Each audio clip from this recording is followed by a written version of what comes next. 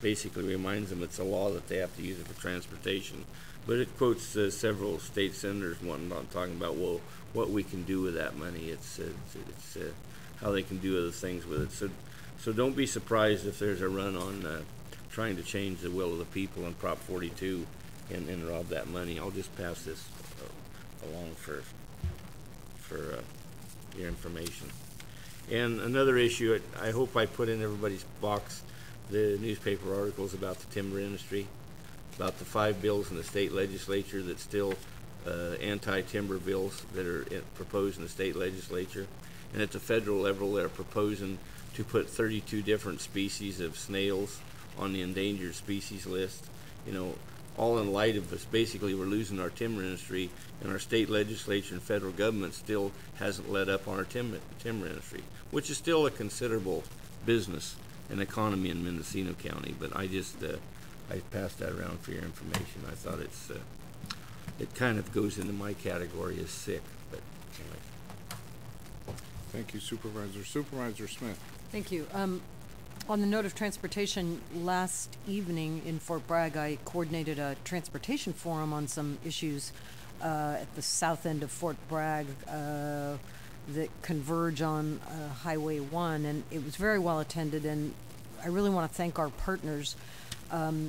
We had Howard DeShield from Transportation, we had Rick Miller from Planning, we had Chris Brown from Air Quality, we had Phil Dow from Mendocino Council of Governments, and we also had several representatives from Caltrans, and we also had our fire chief Steve Orsi there, and it was a great interaction with the public. They have a better understanding now of what it takes to move these projects forward. Caltrans rolled out their new idea of putting a roundabout at the corner of Simpson Lane and Highway 1, which was a first look, and some people were for it, others were against it, and I think some people changed their mind during the meeting. So it was very well attended, and I think it'd be good to do more of these in the future. I think all of the partners worked really well together in their presentation. There wasn't a lot of planning ahead of time. They didn't coordinate their remarks or anything, but they each sort of brought their own slant to it. So we had the engineering point of view, we had the planning point of view, and then the bottom line project lead, which in this case would be Caltrans, and what fiscal constraints they're under, and how you get something like this going forward. So I think it was well received, and it was a good event for the coast. Thank you. Supervisor Delmar. Thank you, Mr. Chairman. In December, the CSEC annual meeting will occur down actually in San Diego this year, but at the meeting, for the several days, there are breakout sessions and workshops on different issues. CSEC is on a hunt for topics that counties may like to propose for those different mini sessions.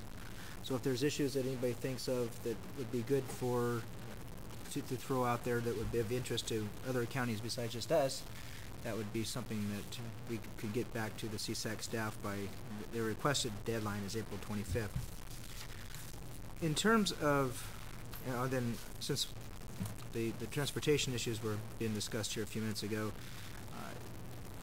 for the East Road project in Potter Valley, there's a community meeting on Wednesday the 16th of April at 6 p.m. at the multi-purpose room at the school, where the latest design will be rolled out and kind of a question and answer period for that project. So that's moving ahead.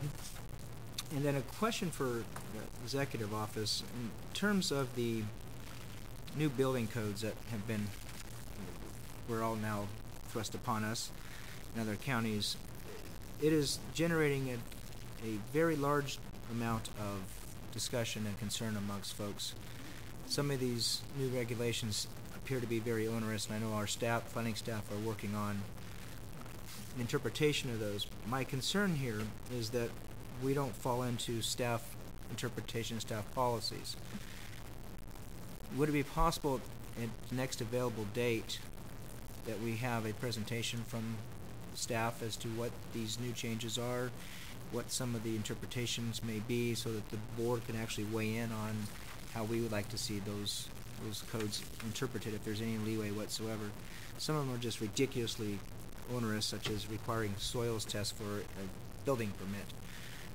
that to me, it makes absolutely no sense other than to bilk the construction of a home out of another several thousands of dollars. So if that can be, if the board's willing to entertain that, at the next available agenda where it works out, I'd like to see that happen. Thank you, Mr. Chair. Supervisor Colfax? To the CSEC mini sessions, I looked at that and I thought it might be worth, and again, be interested in hearing from our representative, with regard to emergency services and fire compensation or programmatic developments. What if that'd be something to be of interest to the members, particularly the rural members? If you could just, if you wouldn't mind poking around there, I wasn't about to suggest it, but since you brought it up as something where they're looking for topics, this is something we really need to address, and I'm not sure where it's getting variance. Through the chair, I appreciate that because I actually threw that one out as well as Good. something. Okay. So if that's, I'd Great. be happy to push on that a little bit more. Thank you. It's a good idea. The other one, the sales tax on internet sales.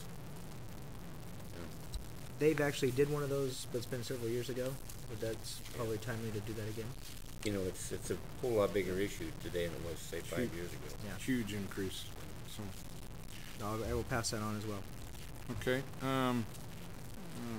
Seeing no other reports, I've got two. Just a reminder, I did sign a letter after the last board meeting. I believe it was April 17th, or I'm sorry, March 17th, somewhere in there, in regards to the Mendocino County Water Agency's letter on AB 2121, and you should have all received copies of that. Good letter. Good. And I also attended a Leadership Mendocino reception honoring Sarah O'Donnell for the Mendocino Cancer Resource Center. And Supervisor Colfax presented the proclamation that we had passed, and our representative from Congress, Mike Thompson, was there. It was a very nice reception. Several of the supervisors were there. It was a very interesting and very enjoyable evening, and at the Space Center, and much appreciated by Sarah. It was a good. Thank you for that. Good reception.